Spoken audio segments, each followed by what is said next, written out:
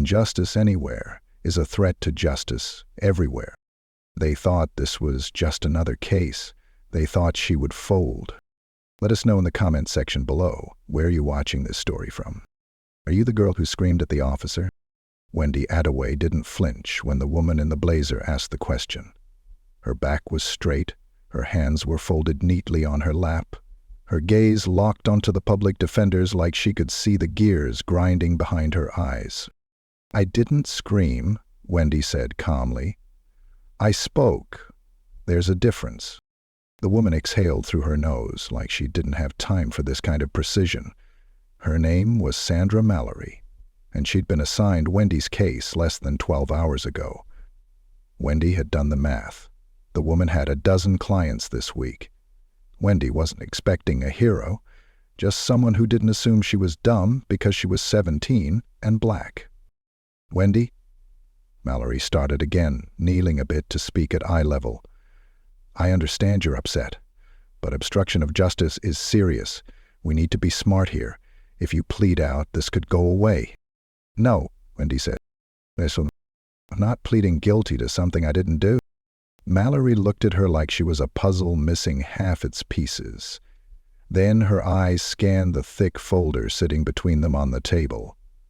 Court records, body cam footage, phone video, notes scribbled in Wendy's own handwriting, case law, precedent, contradictions in testimony, officer misconduct logs. "You did all this yourself?" Wendy nodded. "I've been preparing for 2 weeks." "But you're set." Mallory stopped herself before she said, "Just a kid." "I know my rights," Wendy said, "and I know what happened that day. 2 weeks earlier, it was just a normal Thursday at Southwood High. Wendy had stayed after school to help Jamal Daniels finish a project in the library. Jamal was a good guy, smart, funny, but sometimes a little impulsive. That afternoon he'd gotten into it with Principal Hargrove after being pulled out of class for a random search. Wendy heard the yelling from the library hallway. By the time she got there, Officer Morton had already grabbed Jamal and pinned him against the lockers. "Back up," Morton had barked when Wendy stepped closer. "They didn't do anything," Wendy shouted. Jamal's backpack lay spilled open on the floor. No drugs, no weapons, just a beat-up graphing calculator and some gum wrappers. "You can't touch him like that. He's a student. You're not even supposed to." That's when Morton turned and pointed at Wendy. "You're interfering," he said. "That's obstruction." "No, it's called witnessing," she shot back. The next moment was a blur. A shove, metal clanging, someone filming. Then the words, "Turn around and put your hands behind your back." Back in the courtroom holding area, Wendy's mom was pacing. Nina Adaway was not the kind of woman who cried in public. She had the kind of strength that came from 2 decades of night shifts as a trauma nurse. But today, her hands wouldn't stay still. "I should have been there," Nina murmured, half to herself. "I should have pulled you out of that school the first time they called you aggressive." "You always told me not to look away when something's wrong," Wendy replied. "I didn't mean this," Nina snapped, eyes red now. "I didn't mean get arrested." Wendy softened. "You raised me to stand up, Mom. That's what I did." Before Nina could answer, the door opened. Mallory walked in and gave them both the kind of look people wear when they don't believe in miracles. "You're due in front of Judge Goldstein in 15, she said. "I'll do what I can." "Don't need you to speak for me," Wendy said. "You're not a lawyer." "No," Wendy agreed. "Not yet." The courtroom wasn't full, but it felt like it. Rows of dull wooden benches, gray paint chipping on the walls, and one single American flag hanging limp behind the judge's bench. Wendy's eyes scanned the room. Officer Caleb Morton sat smugly at the prosecution's table, his thumbs tapping a rhythm against the wood like he was counting down to a guaranteed win. He didn't even look at Wendy, just smirked toward his own attorney like this was already over. A whisper of laughter came from his direction. A little activist thinks she's Thurgood Marshall, Morton mumbled. Wendy heard him. She didn't look away. She didn't need to. Judge Myra Goldstein called the room to order. Case of the State of Maryland v. Wendy Adaway. Charges obstruction of justice, disorderly conduct. Wendy stood. Her voice was calm, even. Your Honor, I'd like to make a motion to represent myself. A ripple of sound moved through the courtroom. Judge Goldstein raised an eyebrow. On what grounds? I've reviewed my rights under Ferretta v. California, Wendy said, and I believe I'm fully capable of mounting a defense. Morton snorted. This oughta be good. Goldstein studied her for a long moment. Very well. If you choose to proceed pro se, the court will appoint standby counsel. Wendy nodded. Thank you, Your Honor. In the hallway afterward, the reporters were waiting. 2 local journalists, 1 podcast host, and Luis Santiago, Wendy's best friend and amateur documentarian, holding his phone steady. You good? He whispered. I'm better than good, she replied. I'm ready. The hearing was scheduled for next week. Wendy had 7 days to break a system that had already judged her. The hardest part wasn't the legal prep. It was pretending not to be terrified. Wendy Adaway knew what she was doing was unheard of. 17, no formal training, no law degree. But she also knew no one was going to fight for her the way she would. Not the public defender, not the school board, and definitely not the man who arrested her. By Sunday night, her bedroom looked like a law library crashed into a crime scene. Manila folders stacked to the ceiling, printouts of state penal codes, procedural outlines, handwritten notes. Her laptop glowed with an open document labeled Morton's Disciplinary History. Her phone buzzed every 5 minutes. Luis kept texting her every article he could find on police use of force cases in Maryland. She hadn't slept more than 2 hours at a time in days. Still, when her mom peeked in the room, Wendy managed a small smile. Baby, you'll have to rest sometime, Nina said gently. I will, Wendy replied. After I win. Nina stared at her for a long moment, then crossed the room and sat down at the edge of the bed. You remind me of your grandmother, she said. Same fire, same stare.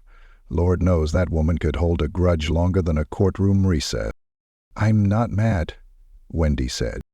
Then what are you? Ready. Nina stood up again and rubbed her temples. I don't want them to take something from you can't get back. They already did, Wendy answered. Not bitter, just honest. On Monday morning, Wendy walked into school like it was a courtroom. She kept her head high as kids whispered and turned around in the halls. A few smirked. A few nodded with quiet support. One girl, a freshman Wendy didn't even know, slipped a folded-up note into her locker, with the words, "You're brave," scribbled in purple pen. By third period, the principal called her in. Mr. Hargrove's office always smelled like printer ink and tension. He sat behind his desk, fingers steepled like he wanted to project authority. His assistant, Mrs. Levitz, sat nearby, scribbling in a notepad, eyes flickering between Wendy and the door like she wanted to escape. "Wendy," Hargrove began, "I wanted to speak with you about the upcoming hearing." Wendy didn't sit. She stayed standing. "I'm not here for advice," she said. "Be that as it may," he said, trying to soften his voice. "I want you to know this school is committed to student safety. But we also respect law enforcement." "You respect power," she replied, "even when it abuses itself." "Miss Adaway, is there an internal report filed about the incident with Jamal Daniels?" He blinked. "That's not relevant. This is if you're subpoenaed." Mrs. Levitz actually dropped her pen. Hargrove leaned back in his chair. "Wendy, you're a student, not a lawyer." "I'm both," she said, "and if this school tries to bury the truth, I'll dig it up." Outside the office, Luis was waiting with his phone off and his eyes wide. "Girl, he whispered. "You just gave the man a stroke." "He'll be fine," Wendy muttered. "He's got tenure." That night she reviewed the phone footage, frame by frame. You could see Morton shove Jamal before Jamal even had time to speak.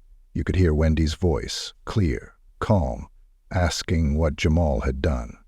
You could see Morton's body language change the moment she stepped forward. The aggression wasn't defensive, it was performative, a show of dominance. For who, Wendy didn't know, maybe himself. But the most important thing? You could see the school hallway camera blinking in the corner. It wasn't the body cam that mattered. It was the school's own security footage. If that timestamp lined up, it would corroborate everything. She submitted a formal request to the school district Tuesday morning. They told her it would take 2 weeks.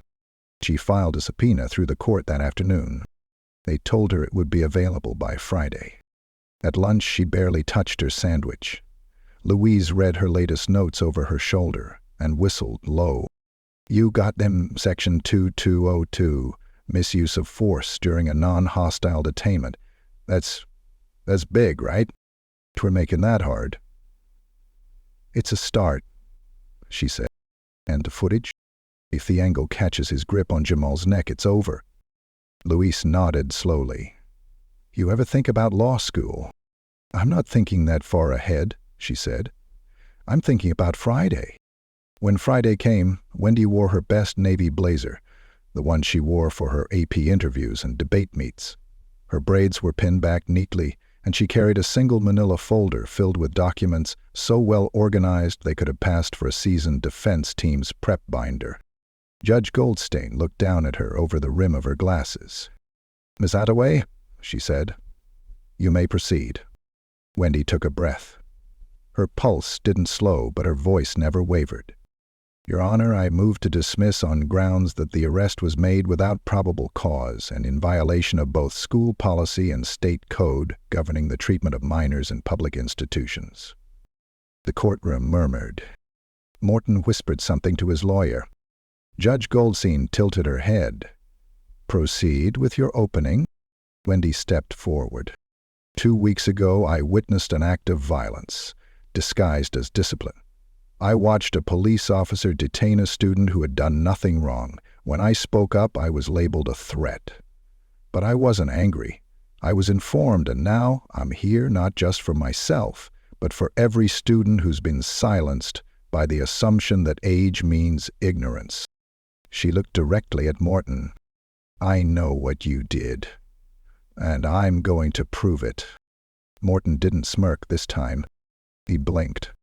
For the first time all week, Wendy saw something in his eyes that gave her a jolt of energy, stronger than caffeine or fear. Uncertainty. The second day of the trial brought a shift no one could quite name. The judge wore the same black robe, the gallery had the same dull gray benches, and Officer Morton still sat with his arms crossed, trying to look bored. But there was something in the air, something unsettled. Like everyone in the room realized they'd misjudged what kind of fight this was going to be. Wendy Adaway stood with her hands steady on the table. She didn't fidget. She didn't whisper to her standby counsel. She simply waited as the bailiff called the next witness.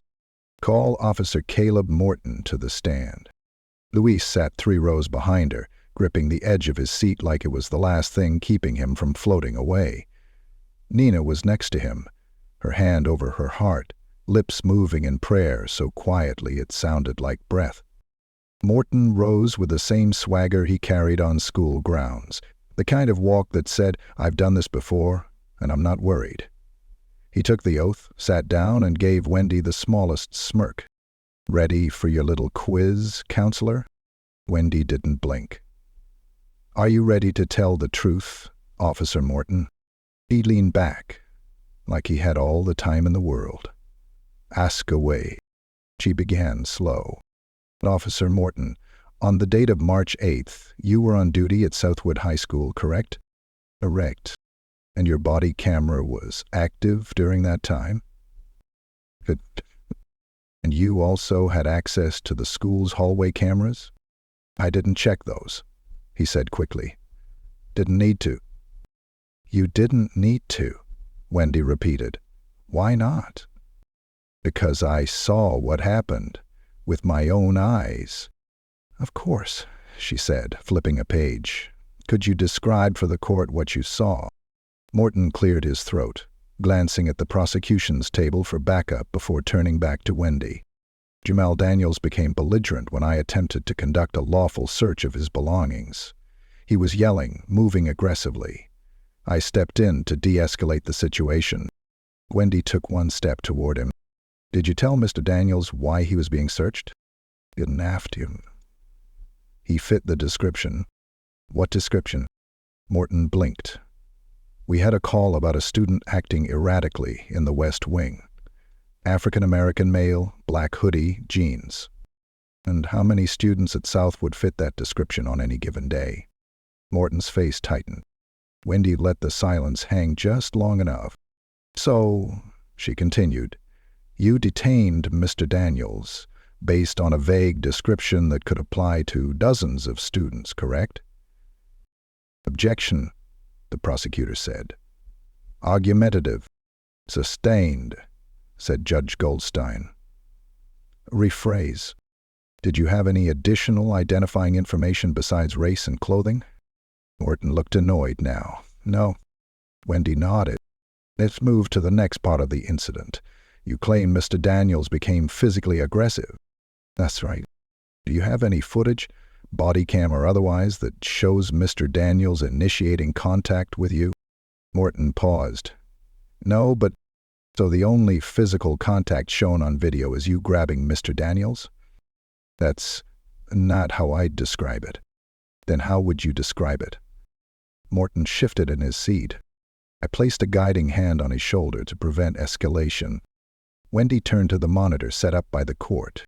Permission to play Exhibit D? Granted, said the judge. The lights dimmed slightly as the screen came to life. The grainy footage played. The hallway, the shouting, Morton moving forward, Jamal's back turned. And then?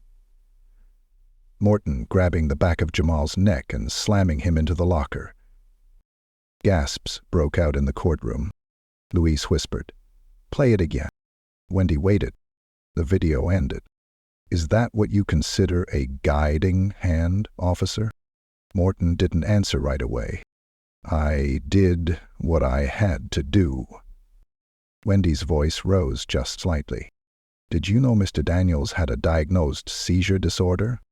Morton's mouth opened, then closed. "No." "And did you know that excessive physical stress could trigger it?" "No." "So you used force on a student without being aware of his medical..." The prosecutor stood.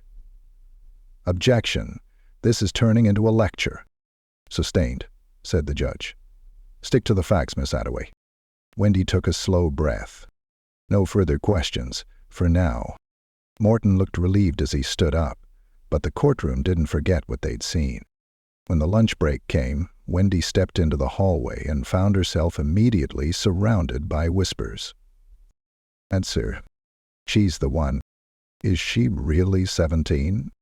Louise caught up with her at the vending machines. "You made him sweat," he said. "Not enough."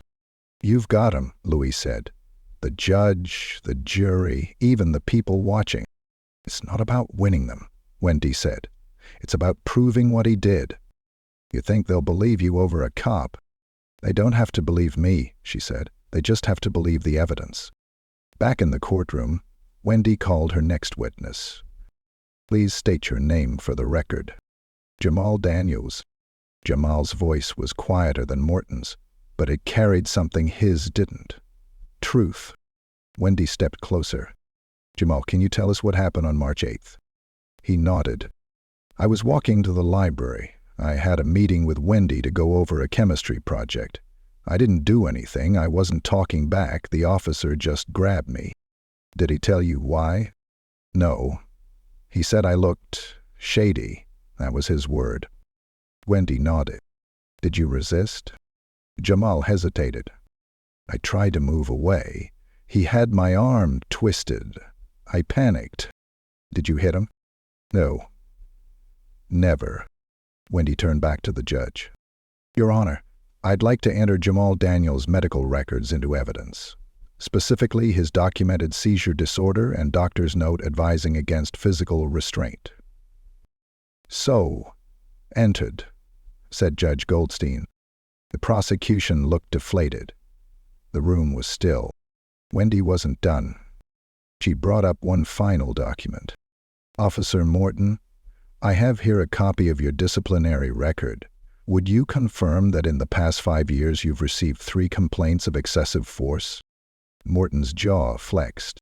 That Ethan was required to answer that. Oh, said Judge Goldstein. You're not? But the record speaks for itself. Wendy nodded, stepping back. That's all, Your Honor. The judge stared down at her, then at Morton, then back at Wendy. Court will reconvene tomorrow for closing arguments. As the room emptied, Wendy stayed still. Yes, she didn't smile. She didn't cry. She just stood there, tall and silent. But she knew something no one else quite grasped yet. This wasn't the end. This was the turning point. Wendy Adaway stood once more at the center of the courtroom, flanked by silence and scrutiny. Her blazer was buttoned tight, her notes neatly stacked, but her nerves hummed like a live wire beneath her skin. This was it, closing arguments. The final step. Judge Goldstein looked over her glasses. Mrs. Adaway, you may proceed. Wendy rose, heart hammering so loud she could barely hear her footsteps. She looked at the jury, then at Morton, then back again. Ladies and gentlemen of the jury, she began, her voice clear but soft. I'm not going to stand here and ask you to believe something just because I say it. I'm asking you to look at what you've seen, at what you've heard, at what Officer Morton has done. She let the words hang. You saw Jamal Daniels, a student, shoved into a locker without provocation. You heard Officer Morton admit he detained Jamal based on vague identifiers. You saw the footage. You read the disciplinary history. You heard the testimony of a young man who was never once given the benefit of the doubt. Wendy took a step forward. But what you might not have seen, what I hope you feel, is that this case is not just about what happened to me or to Jamal. It's about what happens when power goes unchecked, when authority forgets accountability. When someone like me, someone young, someone black, is expected to stay small. To stay small, she drew in a breath. I didn't go to law school. I didn't train in a courtroom. But I read the truth. I watched it in the footage. I heard it in every excuse that Officer Morton made. And now, I'm asking you. Don't let fear or tradition or uniformed assumptions drown out the facts. She stepped back. Justice isn't a title, it's a decision. And today, it's yours. Judge Goldstein gave a slight nod. Thank you, Ms. Adaway. The prosecutor, noticeably less confident than earlier in the week, stood and gave a clipped argument about context and interpretation. He never even said Wendy's name. Then the jury was dismissed to deliberate. Wendy sat. Her hands were cold, her throat dry. Luis gave her a thumbs up from the back of the room. Nina mouthed, "You did it." Still, Wendy stared forward. She didn't believe it. Not yet. 37 minutes passed. Then the door opened. The jury filed in, every face unreadable. The bailiff took the paper from the foreperson and handed it to the judge. Judge Goldstein scanned it, her expression unreadable. Then she looked up. In the matter of the state of Maryland versus Wendy Adaway, we find the defendant not guilty on all counts. The words barely registered. Not guilty. Not guilty. Wendy blinked, then blinked again. Luis leapt out of his seat with a shout, then quickly covered his mouth. Nina gasped and covered her face, tears brimming. Wendy rose slowly. The judge cleared her throat. This court thanks Ms. Adaway for her courage and professionalism. It is also this court's recommendation that the Internal Affairs Department of the Baltimore Police Department open an immediate inquiry into Officer Morton's conduct and record. A murmur rippled through the gallery. Morton's lawyer leaned in, whispering urgently. Morton didn't say a word. His face was red, not with anger, but with something colder. Or maybe fear. Wendy didn't care. The gavel fell. Court was adjourned. She turned around and saw her mother standing, arms open. Wendy walked straight into them, burying her face into the shoulder that had carried her through every broken night and buried disappointment. "You did it," Nina whispered. "You brought him down." "No," Wendy said into her mother's collar. "I brought the truth up." Outside the courthouse, the steps were packed. Students, reporters, community leaders, activists. One woman from the NAACP, a local congressman. The school's social studies teacher holding a handmade sign that read, "We believe Wendy." Miukas caught her elbow. Media wants a quote. Wendy turned to the crowd and stepped up to the first microphone. "I didn't come here to be famous," she said. "I came here because I knew I was telling the truth." Flashes exploded. Cameras clicked. "I want other kids to know we're not too young, we're not too loud, and we're not too late." More applause. Someone in the back shouted, "Are you going to be a lawyer now?" Wendy smiled. I already wasn't. Later that night, back at home, the house filled with neighbors and friends. People brought food, hugs, flowers, and whispered words that felt heavier than gold. "You made us proud. You gave us hope. You reminded us what's possible." Wendy slipped away to her room, needing a second of quiet. She sat on her bed, staring at the now empty folder where her notes had been, the folder she nearly burned 2 nights before the trial when fear tried to convince her she wasn't ready. She didn't cry. She didn't cheer. She just sat there, knowing she had changed something. A knock came at the door. It was Louise. "I got something for you." He stepped in and held out a small, square box. Wendy opened it slowly. Inside was a keychain, cheap metal, stamped with words in small block letters. "Future Genie." Bryony laughed softly. "You know I haven't even applied yet." "Doesn't matter," Louise said. "Everyone saw it. You belong in that world." She turned the keychain over in her fingers, then looked at her reflection in the mirror across the room. There she was. No longer just the girl who got arrested. Not just the girl who spoke up. She was the girl who stood her ground, who fought back, who won. Downstairs, the laughter grew louder. Someone called her name. Wendy took one last breath, stood up, and walked toward the sound. Because this wasn't just the end of her case. It was the beginning of everything else.